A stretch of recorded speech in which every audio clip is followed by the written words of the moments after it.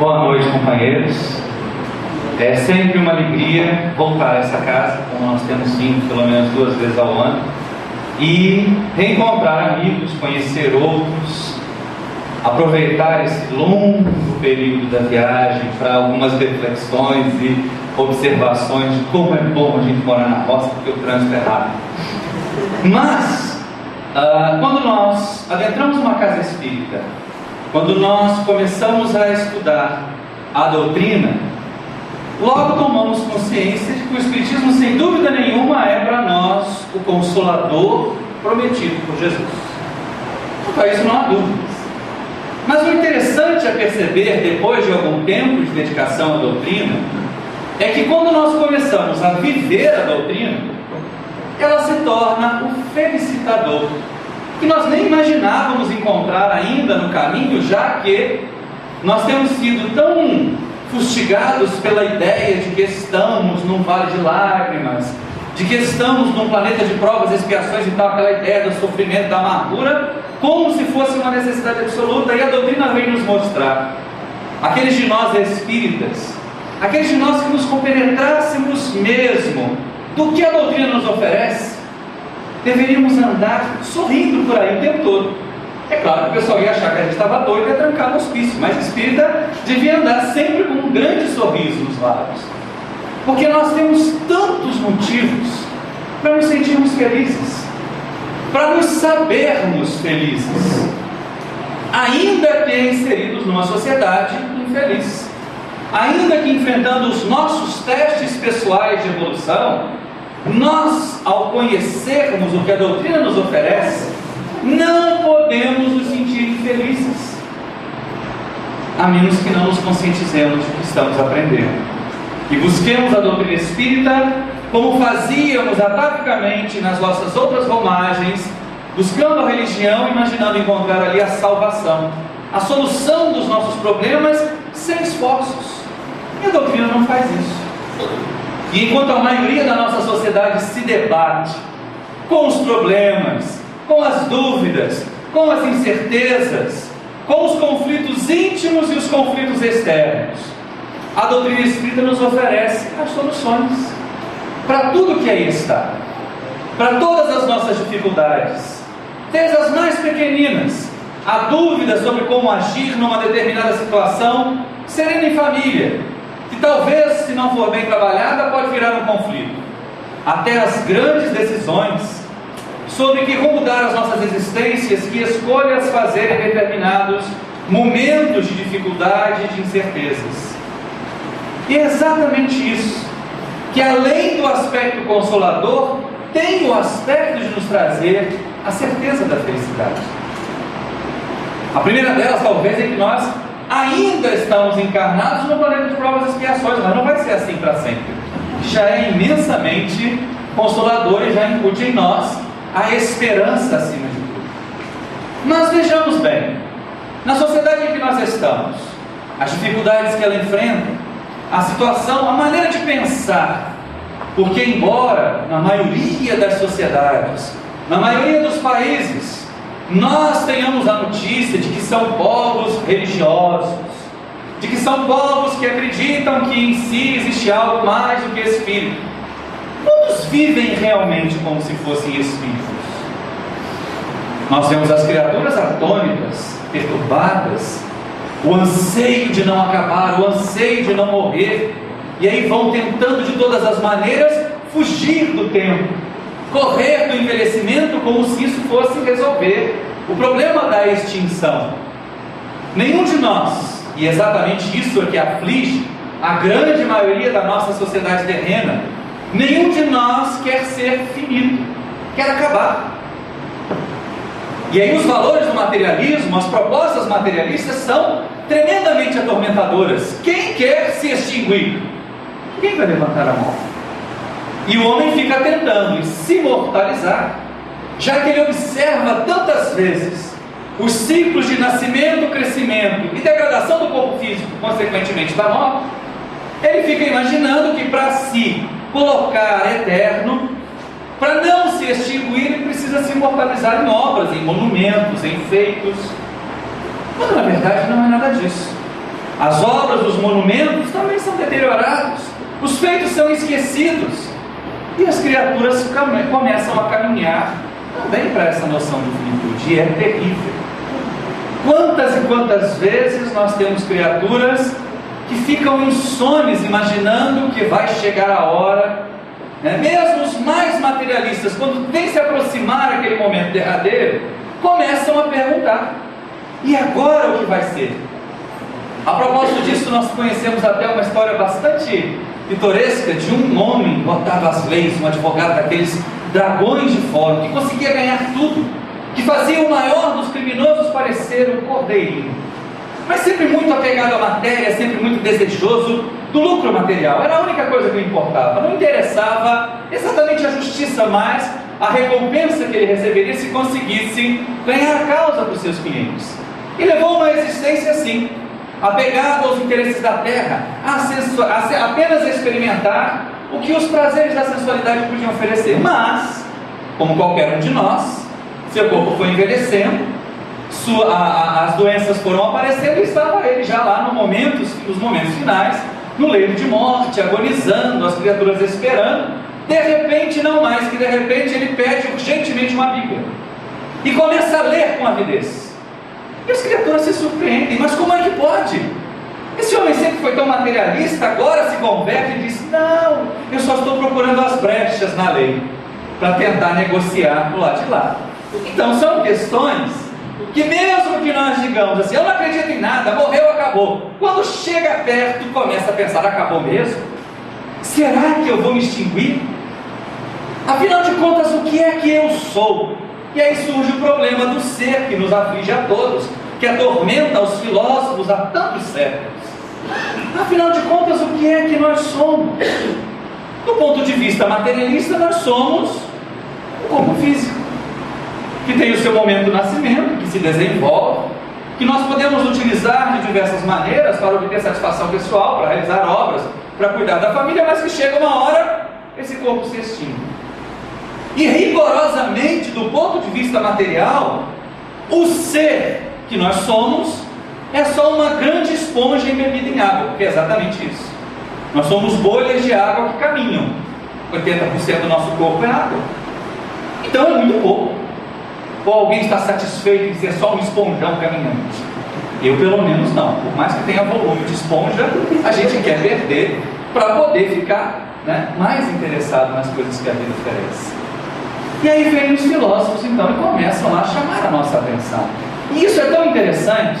A questão do ser na sociedade, ela é tão afligente que mesmo lá nas peças de William Shakespeare, essa questão surge. Quando Hamlet, o príncipe dinamarquês, começa a conversar naquela célebre cena com a caveira, que muitos de nós imaginamos: ele está deprimido, vai se matar. Não é isso não. Ser ou não ser, eis a questão. Porque na visão daquela sociedade, na visão daquele nobre inserido numa sociedade corrupta, em que os valores morais são totalmente esquecidos, se buscam nas intrigas obter o poder, ele questionava: será que ser é isso? Será que o homem é essa coisa que nós vemos na sociedade dinamarquesa lá do século XVII? E aí nós pensamos: não pode ser assim. Na verdade, ele não estava fugindo da vida ou pensando em se matar, mas questionando a nossa existência. Ser apenas como ser material é muito pouco. Então vamos buscar mais. Algo em nós que não seja só matéria, porque a matéria se degrada. Aí vem René Descartes, que imaginamos assim: agora ele vai salvar a pátria, porque ele nos propõe: penso, logo existo. E a nossa existência então passou a ser observada, referenciada, considerada do ponto de vista da expressão dos nossos pensamentos. Já é mais do que o corpo que se deteriora. Nossos pensamentos nós podemos deixar escritos em obras, agora podemos deixar registrados em outras formas de expressão, como vídeo e tudo mais. Mas ainda assim, se nós somos o pensamento que nós externamos, cria-se um paradoxo. Afinal de contas, quantas criaturas que estão na Terra hoje, que por lesões cerebrais, por doenças degenerativas, por problemas já no nascimento, não conseguem expressar o seu pensamento? Então, se elas não conseguem expressar o seu pensamento, elas não existem? Não é algo estranho? Dizer que o ancião, já com seus 80 anos, que está começando a caminhar para a desencarnação, sim, mas que ainda tem o corpo físico funcionando, mas está lá vítima do mal de Alzheimer, não existe. Isso abriria um precedente perigoso. Já que essas criaturas que não pensam não existem, por que elas têm que continuar ocupando espaço na Terra? Vamos partir para a eutanásia. O que é terrível, o que do ponto de vista espiritual teria consequências desastrosas, e do ponto de vista dos relacionamentos da sociedade seria pior ainda, porque causaria uma degeneração dos nossos vínculos afetivos. Ora, a criatura passa a ser importante ou útil para nós, amada por nós apenas enquanto ela é útil. A partir do momento em que ela não expressa mais os seus pensamentos e não tem mais condições de interagir conosco, ela se torna inútil e descartável. Não é isso que nós queremos para a nossa sociedade. Ou algum de nós, por mais que a vovozinha estivesse ali ainda comentando daquela época da infância, de como é que ela era, chamando pelos amigos, nós gostaríamos de vê-la sendo assassinada para poder deixar o mundo. Não. Então o paradoxo de Descartes também não vai nos servir. E os homens ficam aí aflitos. Querem continuar existindo, mas não sabem como. E aí nós dissemos, a doutrina espírita, enquanto os homens se debatem com os problemas, a doutrina espírita nos apresenta as soluções. E a Leon Denis, no problema do ser, do destino e da dor, chama a nossa atenção, nos faz observar com mais clareza aquilo que os Espíritos ensinam na codificação, principalmente no Livro dos Espíritos. Nós não somos o corpo que nós temos, nós somos a individualidade espiritual e temos um corpo. Isso faz toda a diferença. E aí os materialistas vão dizer, mas isso é impossível. Prove que em nós existe alguma coisa a mais do que o corpo. E aí ele nos argumenta, ora, se nós fôssemos só o corpo, na hora em que os sentidos do corpo estão entorpecidos, na hora em que nós não estamos precisando desses sentidos, nós não deveríamos registrar experiências, não é verdade? Mas a primeira e mais patente prova de que nós somos além do corpo que temos, são os sonhos, diz Leon Denis. E aí as criaturas mais apegadas à matéria, eles não diriam, mas isso Freud já dizia que eram os resíduos do dia. E é verdade, alguns sonhos representam exatamente aqueles resíduos das nossas preocupações ao longo do dia. Vamos dormir preocupados, nos esquecemos da necessidade de uma preparação para dormir, e vamos dormir tensos e preocupados, e lógico, temos os pesadelos, temos os sonhos, as perturbações normais que costumam ocorrer àquelas criaturas que estão, como nós dizemos, com os nervos, a flor da pele, numa sociedade tão competitiva quanto a nossa. O indivíduo tem uma reunião importante onde ele vai apresentar o projeto, na manhã seguinte, ele nem dorme. Se dorme, já sonha que o seu projeto se perdeu, que ficou dentro do metrô, e aí tem os pesadelos. Esses são resíduos do dia, mas... E quando o indivíduo sonha com coisas que ele nunca cogitou, com seres que ele nunca viu, que não fazem parte do seu ciclo de relações, esses não são resíduos do dia. Quando o indivíduo começa a ter percepções até de coisas que estão por vir, ou ver com mais clareza as coisas que estão acontecendo, isso não são resíduos do dia. Mostra então a nossa independência. Olha, se os olhos não estão funcionando, se os ouvidos não estão funcionando, como o cérebro registra essas experiências? Como o cérebro nos coloca em contato em ambientes que nós não conhecemos, que não fazem parte às vezes dos ambientes da Terra? É a maneira que o cérebro encontra para interpretar aqueles impulsos elétricos. Aí estaríamos forçando demais o entendimento do lado materialista. Mas ainda que as criaturas questionem que os sonhos não são suficientes para provar que em nós existe algo mais do que matéria, vêm então as observações. Aí é uma questão de observar, de ver para entender. E ao longo da história estão registrados quantos fenômenos que atestam a permanência do ser, mesmo depois que o seu corpo físico desaparece. Nos relatos dos textos sagrados, são vários. E aí os homens diriam, mas isso aí é uma questão mística. Os religiosos às vezes não têm bom senso, misturam as suas percepções e não estão encarando a realidade. Mas e quando acontece conosco? E quando nós sentimos ou visitamos, durante o nosso desprendimento pelo sono, nos encontramos com aquele ente querido que já partiu, sem nos preocuparmos ou pensarmos nele, ou mais do que isso. Quando em reuniões, para a produção desses fenômenos, as criaturas se manifestam de forma tão patente, e ele faz um relato de um caso especial até, para demonstrar isso, que também é abordado até por Ernesto Bozano no livro Cheio de Glossia, em função da diversidade, do inusitado do fato. E ele conta que num determinado grupo de espíritas, que lá fazia experimentações, e um médium, que era uma criatura que mal conseguia se expressar no seu próprio idioma, mal conseguia falar inglês, naquele grupo lá na Inglaterra, mas que quando no estado de transe, recebia comunicações nas mais diversas línguas mortas, idiomas orientais, os mais variados. Em determinada noite, numa dessas sessões, como era frequente naquela época lá dos 1800 e alguma coisa, as pessoas permitiam a visita de criaturas que tinham curiosidade, que tinham interesse em ver como eram os fenômenos, e então receberam a visita de um polonês, de uma criatura que ocupava um alto cargo na Polônia, mas que naquela sociedade inglesa não tinha sido conhecido por ninguém, nem se sabia que ele ia à reunião. E de repente, em meio a um transe mediúnico, o médium começa a conversar com aquele homem em polonês, língua que ninguém ali sabia, a não ser o visitante, língua que o médium sequer tinha noção de que existia. E o mais importante, aquele comunicante que falava em polonês dava detalhes, informava a respeito da vida que eles haviam vivido durante o tempo em que ele esteve encarnado. Era o filho do visitante, que havia desencarnado há algum tempo, e que ali se manifestava dando provas patentes, com informações que só aquele visitante conhecia. E em várias outras oportunidades, com materializações, chamado trabalho dos mortos, atestando a sobrevivência do ser. E aí nós, espíritas de verdade, diante desses relatos, diante das obras, ainda que não vejamos pessoalmente, mas é tão racional esse conjunto de informações, e é tão volumoso o aporte de exemplos nesse sentido, que não nos podemos furtar de aceitar. Realmente há seres que sobrevivem ao corpo e dão detalhes da sua existência, da sua transição, das outras existências que tiveram.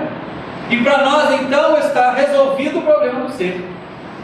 Nenhum espírita vai se reconhecer o corpo que tem, mas vai se entender o espírito que é, e que dispõe do corpo físico como ferramenta, como instrumento. Ele não é desprezível, ele não é algo que nós devemos negligenciar, ao contrário.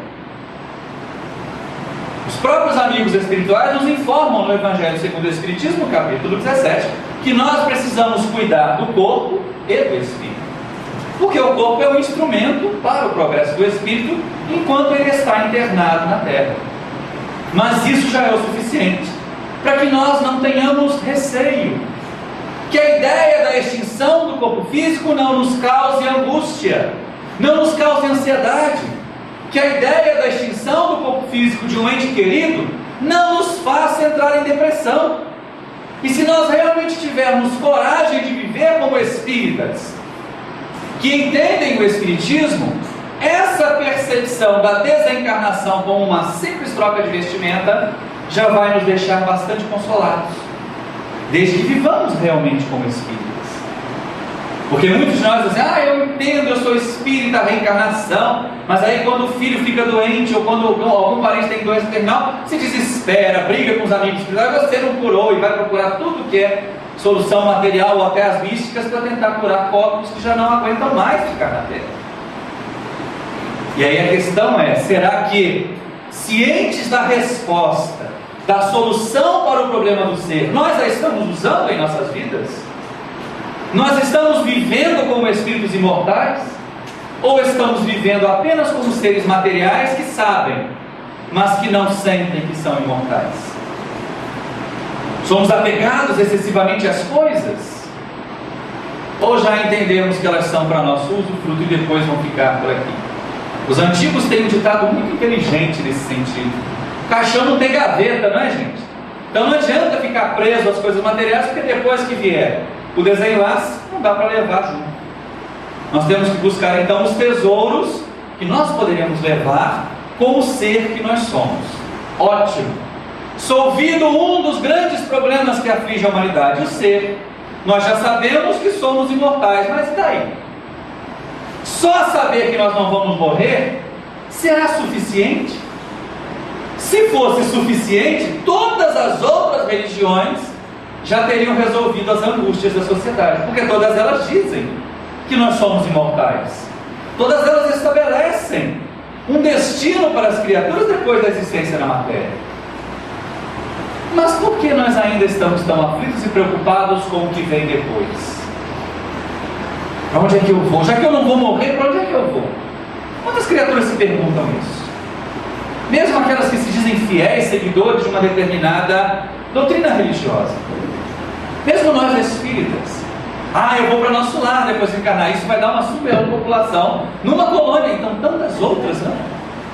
Tem gente que fica naquela busca de descobrir. Leu o Nosso Lar uma vez, né? Leu as primeiras páginas do livro Nosso Lar e acha que Nosso Lar é o céu dos espíritos.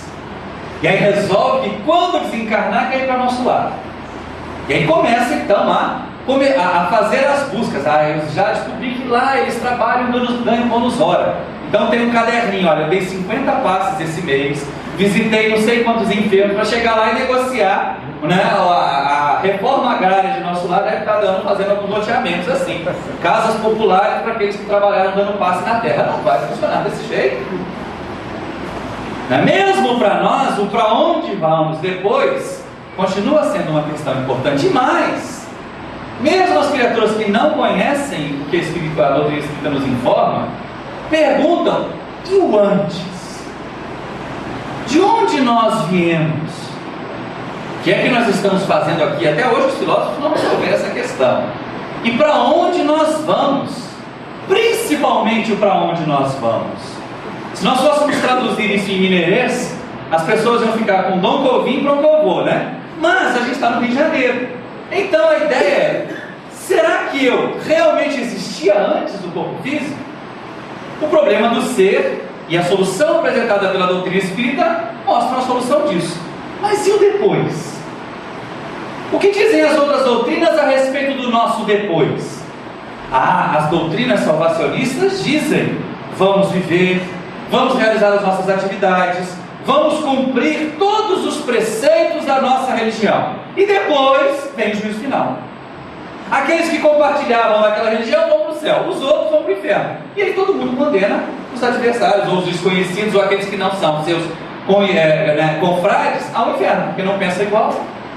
E a propósito disso, essa também é uma questão afligente.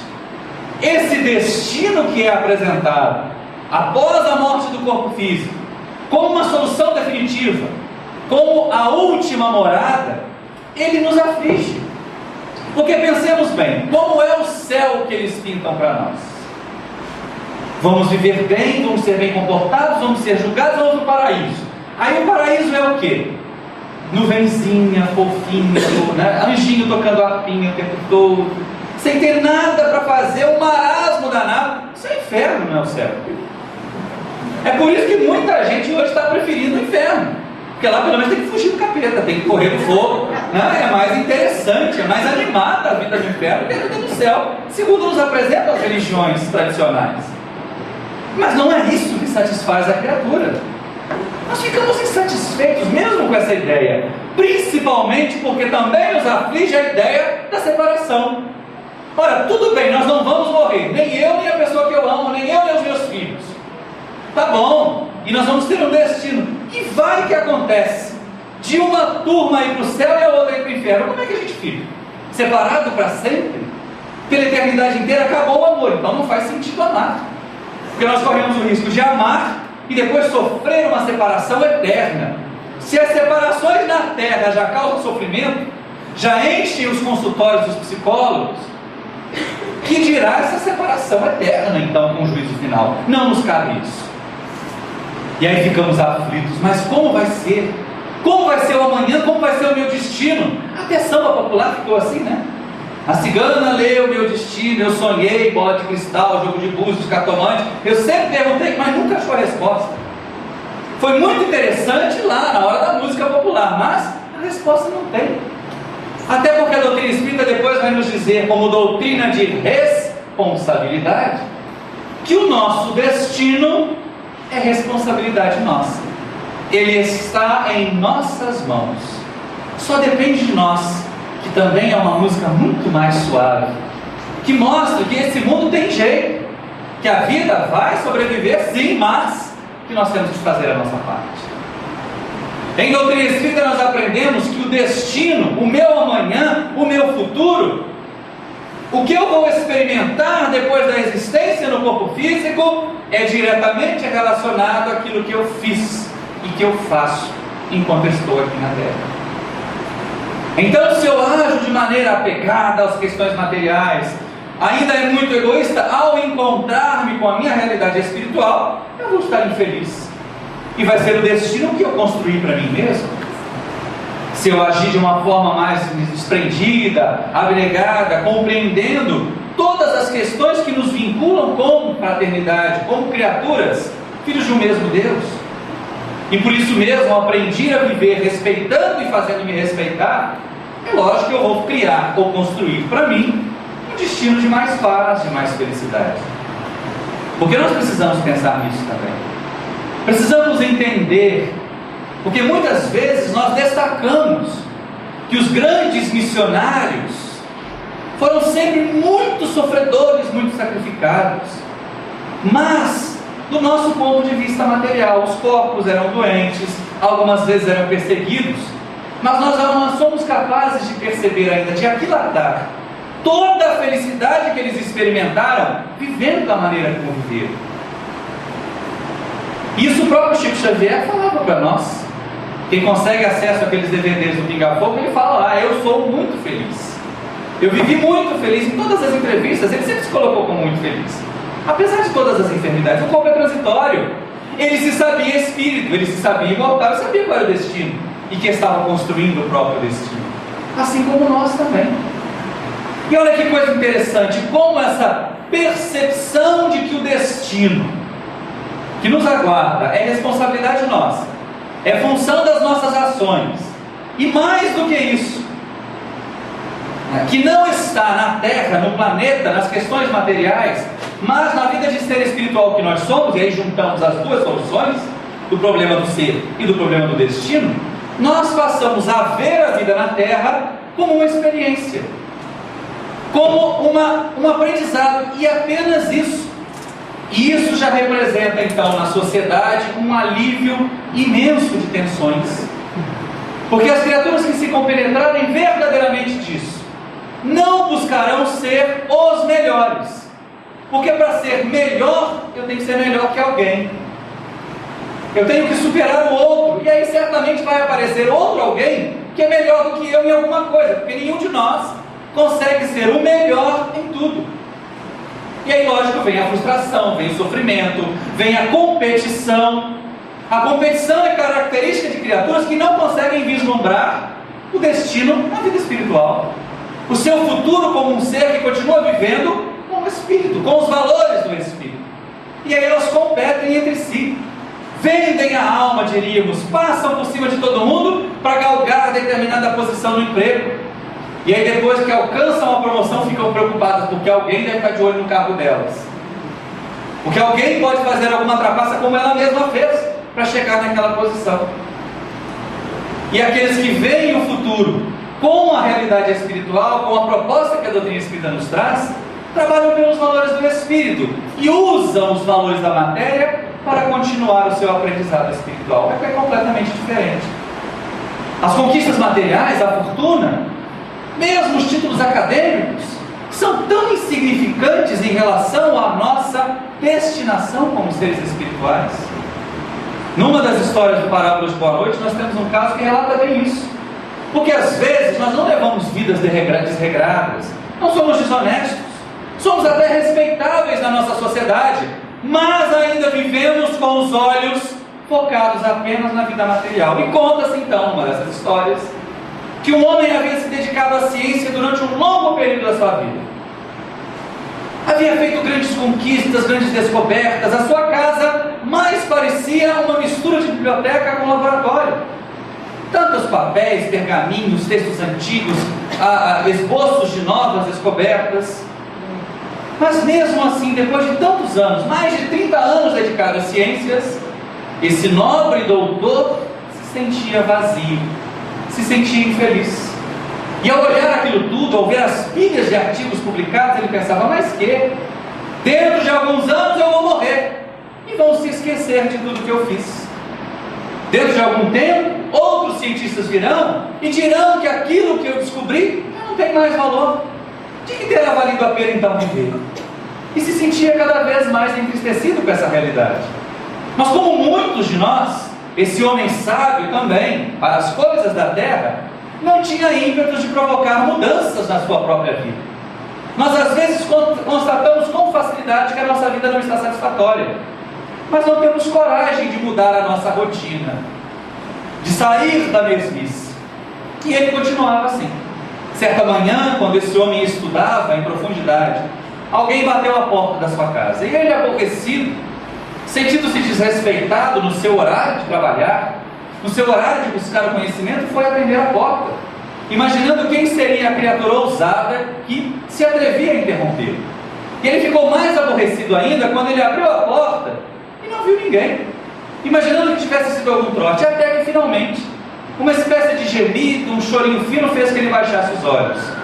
E o homem sábio encontrou diante da sua porta uma criança, um menininho de mais ou menos uns 5 anos, sujo, maltrapilho, tremendo de frio, de fome. Estava chorando porque procurava os pais e não conseguia encontrar. Já estava dormindo nas ruas há vários dias. O homem sábio se condoeu daquela criança e o acolheu. Deu-lhe um banho para que se limpasse, procurou alguns tecidos, porque não tinha roupa de criança, para que o menino se envolvesse. Enquanto a criança se arrumava, foi até a sua despensa, procurou alguns legumes e, sem perceber que ele era capaz, preparou uma sopa suculenta, daquelas que o perfume invadia a casa inteira. Ao servir a refeição para a criança, se o menino tivesse 2 colheres, ele comeria com as 2 mãos, tamanha avidez. Ou porque a sopa estava realmente gostosa, ou porque a gente costuma dizer tempero de comida é fome, ele estava ávido de comida. E assim que acabou a sua refeição, vencido pelo cansaço, pelo estresse, pela ansiedade, debruçou-se sobre a mesa e caiu no sono. O homem sábio tomou gentilmente no colo e o levou então ao leito para dormir. Voltou ao seu trabalho. Já começava a entardecer quando a criança despertou. Chegou junto dele, observou aquela mesa cheia de coisas interessantes para uma criança de 5 anos, e sem a menor cerimônia, num gesto rápido, sentou-se no colo do homem sábio. E começou aquela sabatina, aquela investigação que nós que temos filhos pequenos sabemos. Por quê? Para que serve isso? O que faz aquilo? E mexia em tudo. E o homem sábio se via enlouquecido para tentar satisfazer a curiosidade da criança e evitar que ela de repente estragasse algum dos seus experimentos. E foram-se várias horas. E o mais interessante é que, sem perceber, ele começou a sentir um prazer enorme naquelas infindáveis questões. Pela primeira vez naquela existência inteira, ele teve que ajustar o seu conhecimento e a sua linguagem para satisfazer uma criança, uma mente muito, muito simples. E aquilo foi prazeroso. Mas como a criança estava realmente muito debilitada, algumas horas de conversa apenas, ele pousou a cabeça no ombro do homem sábio e adormeceu de novo. Ele então cedeu a sua própria cama para o menininho, improvisou para si um leito no chão e passou aquela noite se sentindo como se estivesse pela primeira vez repleto e perdido. A sua primeira noite feliz. Algo dentro dele dizia que ele não ia acabar, que ele realmente era importante, que valia a pena continuar vivendo. Quando amanheceu no dia seguinte, ele levantou-se lépido, preparou de jejum, deixou tudo pronto, mas entendeu que a criança estava exausta e deixou que o menininho dormisse. Ao terminar a sua própria refeição, voltou ao seu trabalho, voltou às suas pesquisas e começou a investigar, aguardando o momento em que a criança levantasse e viesse ter com ele de novo para mais perguntas, para mais questionamentos. Mas, para sua surpresa, ele até ouviu o menininho acordar, usar os talheres, fazer uma refeição, e de repente a porta da rua bateu e a criança foi embora. E ele ficou triste. imaginando que aquele menininho provavelmente nunca encontraria os pais. A sociedade em que eles estavam vivendo estava em conflito, em guerra civil. Quantos já eram órfãos, e mesmo aqueles que tinham pais vivos, eram órfãos dos seus lares, porque tinham criaturas que estavam acostumadas a dar coisas, mas nunca se davam realmente aos filhos. Mesmo assim, lamentando a perda do seu pequenino, ele não teve ímpetos de ir atrás, de procurar a criança, de ajudá-la a resolver os seus problemas. Voltou à sua atividade. Aquele dia foi estranho. Por mais que tentasse se concentrar, sempre lhe vinha à mente a criança.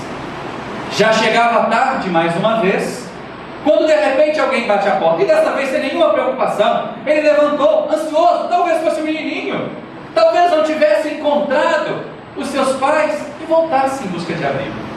E quando ele abriu a porta, já olhando para baixo, lá estava o garotinho, e trazia mais 5.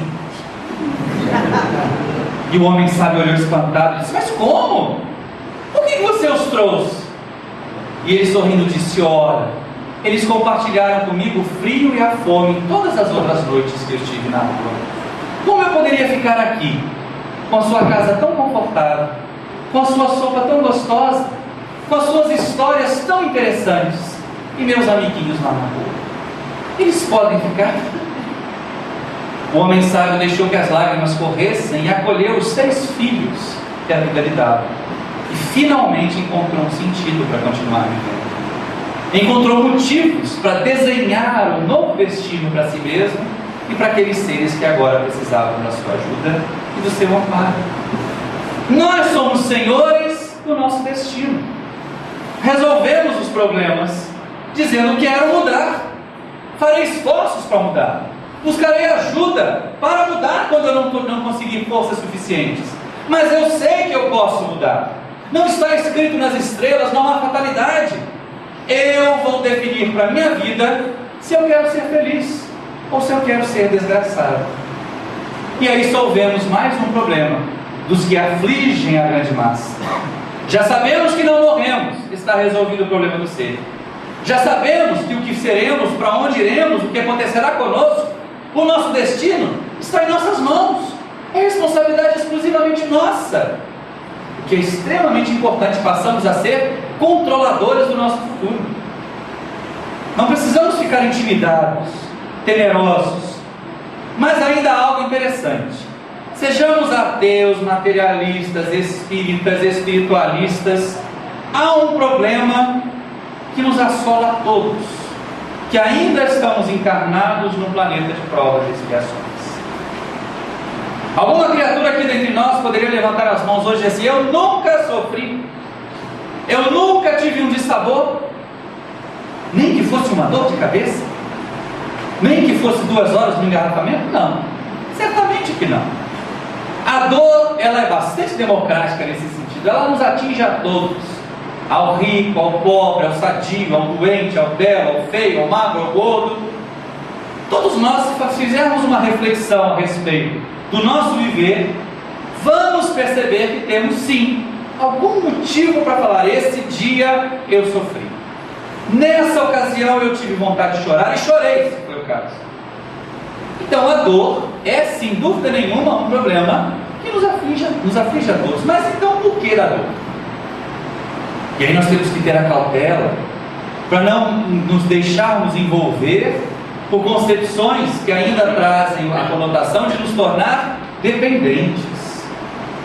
É característico daquelas doutrinas ditas salvacionistas a percepção de que o homem é desgraçado por natureza, é perverso por natureza, e só a graça de Deus, alcançada mediante a prática de determinados preceitos religiosos, é que vai salvar o homem. Nós já nascemos perdidos. A doutrina espírita não diz isso. A percepção de que o destino está em nossas mãos mostra que não é assim. E então nós dizemos assim: a dor tem que acontecer para que a gente evolua. Essa não é uma verdade absoluta. Ela pode ser uma necessidade no planeta Terra, ainda de provas e expiações. Mas como foi dito pela nossa companheira que fez o comentário, chegará o tempo em que as dores serão tão reduzidas dos planetas mais felizes, nas sociedades mais equilibradas, ela não existirá. Então nós temos a dor como um problema para nossa coletividade de espíritos ainda inferiorizados, ainda comprometidos com os nossos desejos das encarnações anteriores. E ela funciona mais ou menos como se nós estivéssemos fazendo uma viagem em estrada de mão única. Se nós caminharmos muito lentamente, a dor vem como um daqueles terceiros, daqueles porcos, e acaba nos atingindo. Mesmo assim, nos alcança com aquela abalroada por trás. Uma batida de traseira, a gente já sabe que mesmo no trânsito mais confuso, não tem tantas consequências assim. Mas se nós resolvemos ir na contramão da vida, se nós resolvemos fazer as coisas que nos prejudicam, é como se nós estivéssemos andando na contramão dessa via. E o choque com a dor será frontal. E o desastre será maior ainda. Mas aqueles que resolvem então andar rápido, caminhar com celeridade, agir de forma a percorrer essa trilha mais depressa, é possível que a dor não os alcance. E ainda que os alcance, vai ser aquela arranhadinha no para-choque, diríamos assim. E aí as pessoas dizem assim: isso é ótimo, fazendo um paralelo, se nós tivéssemos um Porsche e uma Ferrari também para fugir da dor. Mas e aqueles que estão caminhando na vida com um corpo que parece um Fiat 147? Só quem teve para saber o castigo que era. Esses não vão conseguir fugir da dor. Mas depende muito de como nós vamos encarar a dor. Porque uma questão é interessante. Às vezes, em função até das nossas escolhas em existências anteriores, a dor é uma necessidade. O sofrimento nunca é. Dor é a experiência, é a prova pela qual nós passamos. Sofrimento é a forma como nós escolhemos passar por aquela experiência. Nós podemos ter necessidade de experiências dolorosas, mas não precisamos nos casar com o sofrimento, como algumas criaturas fazem. Porque esse mito de que a gente tem que sofrer para evoluir faz que as criaturas se casem com o sofrimento, que elas gostem de sofrer, porque quanto mais sofrido eu tiver, mais evoluído. Não é verdade. Na verdade, nós só sofremos porque não evoluímos. A dor só nos alcança porque nós somos retardatários no processo da evolução. E o doutrina espírita vem equacionando isso para nós com muita propriedade. E aí vem uma questão interessante: não precisamos casar com o sofrimento. E tem criaturas que adoram, né? Você encontra com o indivíduo na rua, e aí, meu irmão, como é que você está? Aquele sorriso, esperando pelo menos uma saudação de bom dia. O indivíduo geme, ele nem responde. Ele faz né? Como se a vida estivesse arrastando o mundo nas costas. E não é real. Dor pode ser necessária, sofrimento nunca é. Há criaturas que passam por experiências semelhantes e as vivem de formas diferentes. Houve um caso de um ônibus com turistas que, fazendo uma jornada pelas cidades históricas do interior de Minas Gerais, sofreu um acidente. Rolou uma ribanceira, muitas pessoas desencarnaram, e aqueles que conseguiram sobreviver foram levados para hospitais das cidades no entorno, todas pequeninas, todas cidades ainda bem do interior. 2 homens foram levados para o mesmo hospital, os 2 com lesões muito graves em uma das pernas. Um deles teve que ter a perna amputada lá na altura do joelho, o outro, que teve um esmagamento maior, no meio da coxa. Quando os médicos perceberam que não havia solução, fizeram a cirurgia, mas estavam longe de casa, da família. Era uma notícia difícil de dar. Esperaram passar o efeito da anestesia, foram ao quarto do homem que teve a perna amputada na altura do joelho, que era um homem de negócios, acostumado a ganhar, materialmente falando. Mesmo na viagem de turismo, levava o seu notebook para tentar apresentar os produtos da sua empresa para novos clientes e conquistar novos clientes. Sucesso para ele era a abastança material. Os médicos chegaram junto do seu leito, ele ainda meio sonolento, meio perturbado pelo trauma, e disseram: olha, nós estamos numa cidade do interior, hospital de poucos recursos, o acidente do seu ônibus foi muito grave, e por mais que nós tentássemos, não foi possível, nós tivemos que amputar a sua perna na altura dos joelhos. E o homem se desesperou: doutor, a minha vida acabou. Como eu vou conseguir novos clientes? Como eu vou jogar golfes com os clientes antigos? Quem vai querer fazer negócios com o aleijado? E se permitiu deprimir de tal ponto, de tal maneira, que em poucos meses doenças outras acabaram levando à desencarnação. Mas naquele mesmo dia, ao saírem daquele quarto, deixando uma nuvem sombria sobre aquele homem pessimista, que se casou com o sofrimento, eles entraram no quarto do outro homem, que teve a perna amputada no meio da cruz. A informação basicamente a mesma: acidente muito grave, muitas pessoas morreram, nós não temos muitos recursos, precisamos amputar a sua perna ao meio da cruz. O homem não expressou nenhuma reação de tristeza, levantou o lençol para ver se realmente faltava uma parte do seu corpo. Depois, olhando muito seriamente para o médico, disse: doutor, essa era a má notícia, mas você deixou de me dar duas boas notícias. O médico disse: não, a única notícia que eu tenho para te dar é essa. Lamentamos muito, amputamos a sua perna. Essa era a má notícia, doutor. Mas veja bem, num acidente em que tanta gente morreu, olha eu aqui vivo. Essa é a primeira e a mais importante das boas notícias. A outra é que, mesmo tendo me amputado uma perna, eu ainda tenho mais uma. Posso pular amarelinha com os meus filhos. E não se casou com o sofrimento. Rapidamente a ciência lhe trouxe o benefício de uma prótese e está por aí brincando, vivendo, sorvendo a vida com a alegria de viver. São as experiências e a percepção que a doutrina espírita nos traz dos motivos da dor. Ora, se nós somos senhores do nosso destino, se o que nós criarmos para nós hoje vai se refletir na nossa existência amanhã, então fatalmente aquilo que nós estamos experimentando hoje é consequência daquilo que nós escolhemos no ontem, nas existências anteriores, nas outras experiências, resultado do nosso livre-arbítrio. Mas eu não me lembro de ter escolhido ficar com câncer, eu não me lembro de ter escolhido uma amputação de membro. Mas os seus atos, a maneira como você escolheu viver a outra existência, tiveram como consequência isso. Ao escolher matar alguém, você escolheu ter uma interrupção da sua existência. Sei que para isso precisasse surgir um outro assassino. Poderia ser um acidente, poderiam ser causas naturais, mas experimentaria a solução de continuidade da vida, materialmente falando. E aí se explica para nós. E a doutrina espírita ainda faz mais. Ela nos alerta que nem sempre aquilo que nós chamamos de dor o é realmente.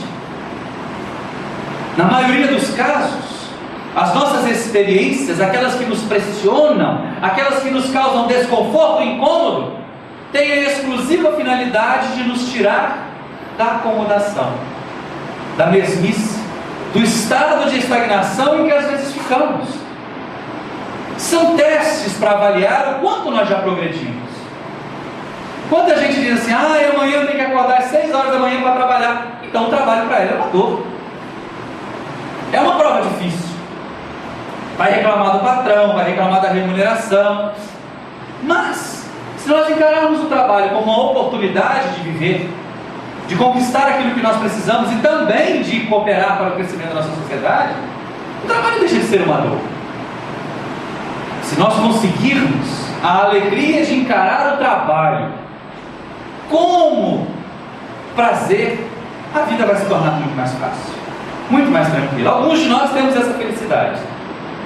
Por mais que as criaturas às vezes reclamem dos baixos salários, das dificuldades, as tarefas que nos são conferidas no dia a dia, principalmente a de educar, são imensamente prazerosas.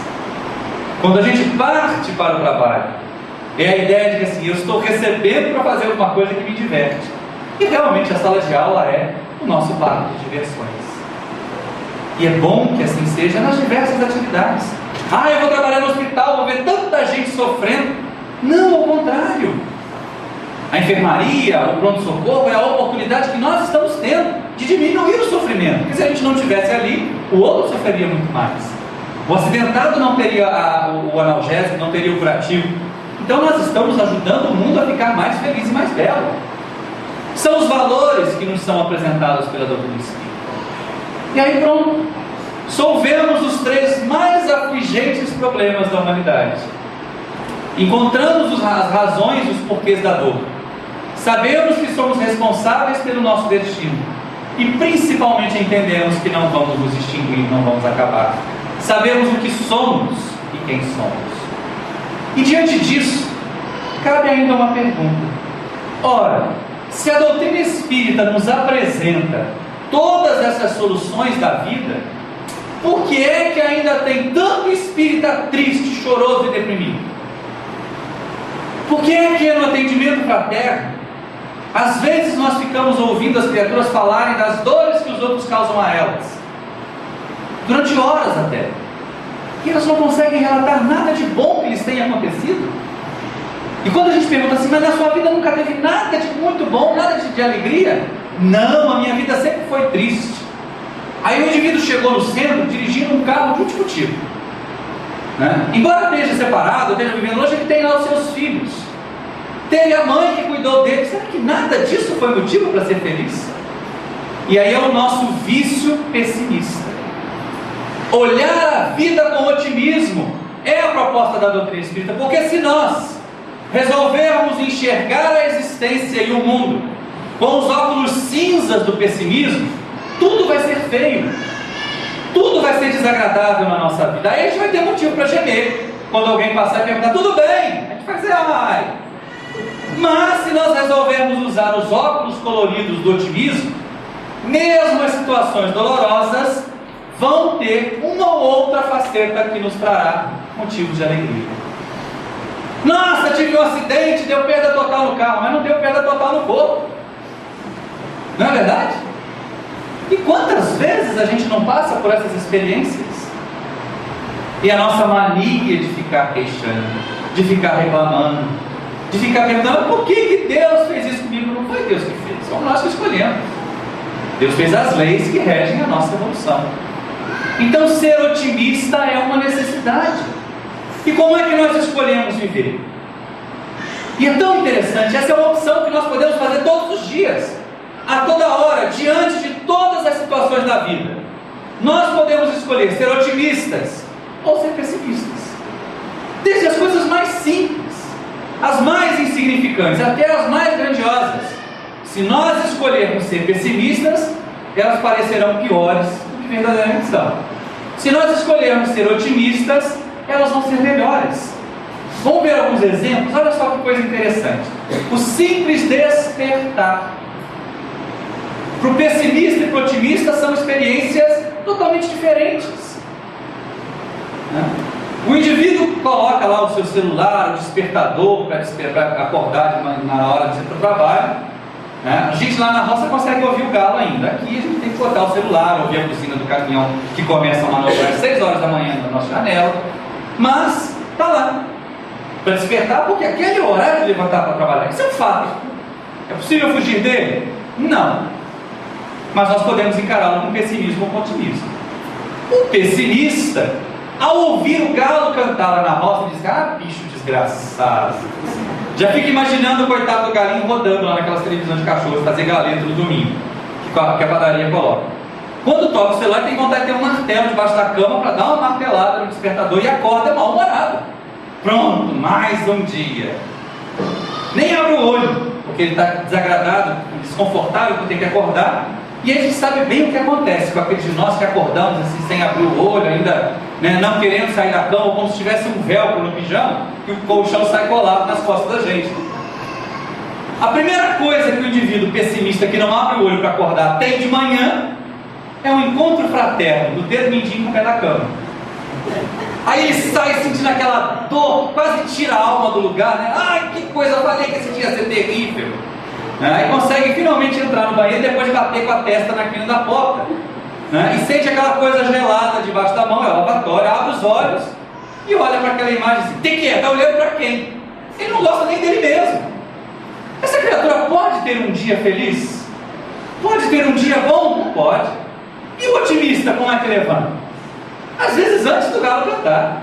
Oba, mais um dia, mais uma oportunidade. Estou vivo já é o suficiente para a gente comemorar hoje em dia, né? Principalmente aqueles de nós que moramos perto das linhas de tiro das balas perdidas. Então, a gente tem motivos para comemorar quando acorda encarnado ainda. Olha, já estou encarnado, que coisa.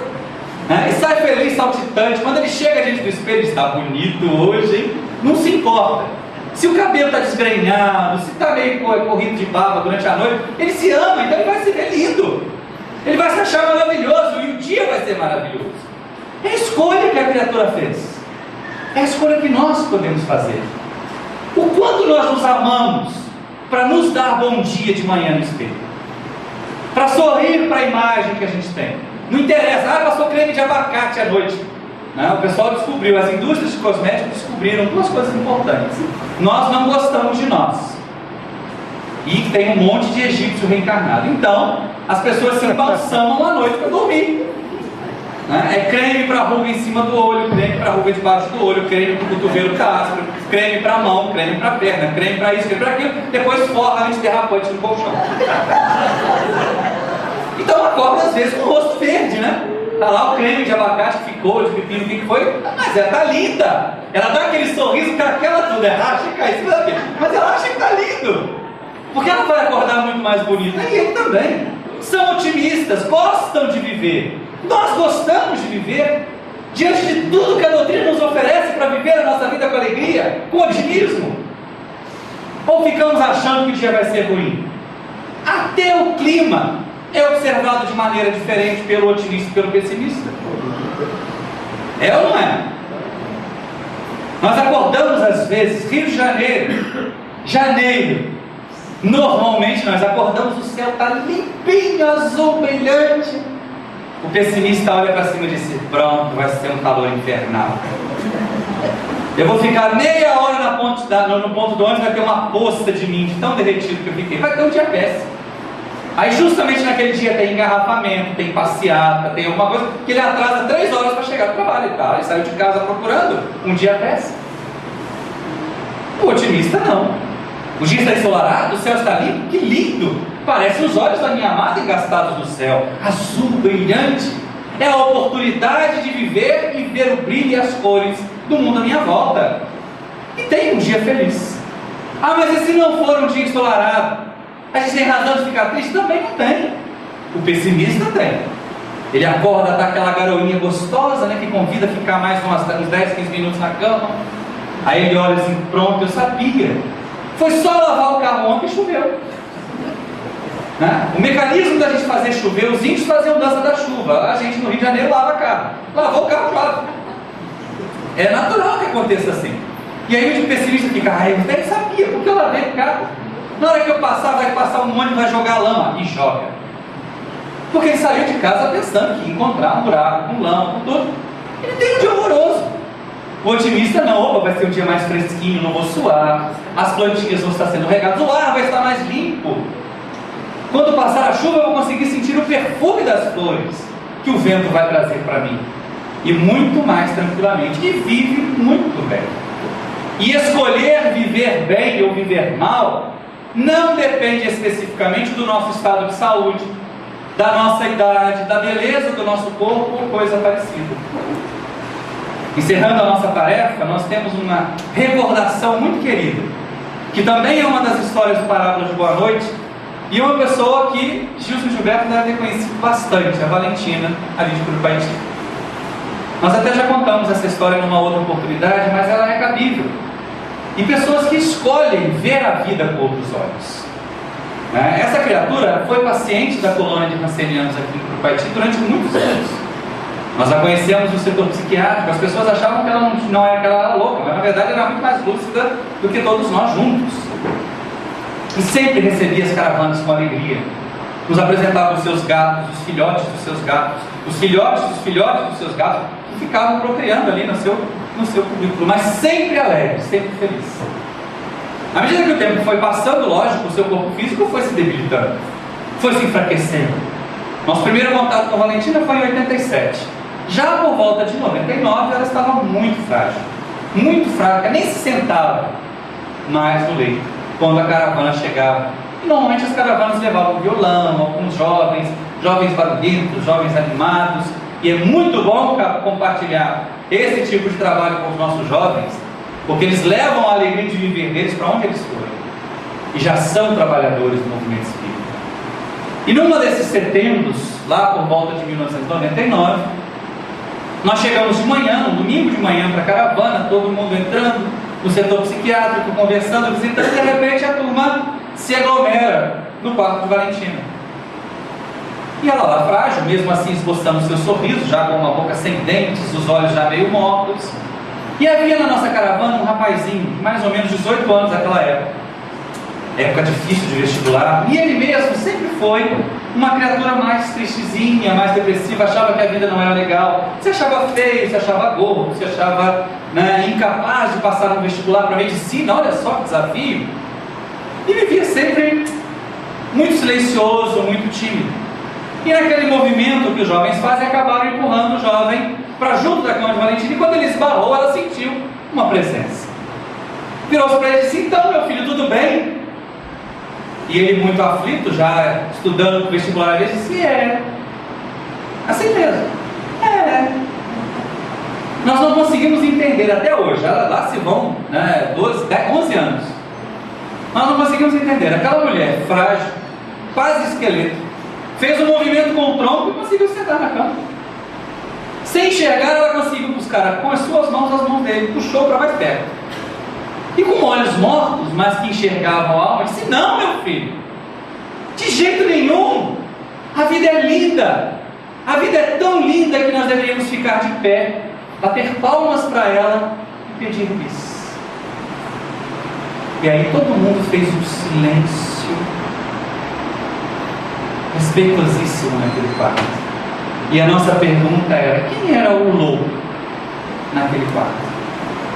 O jovem com a vida plena, que dizia é para a vida, ou aquela mulher que não tinha mais nem corpo, mas dizia a vida é linda, tão linda que nós deveríamos ficar de pé, bater palmas para ela e pedir bis?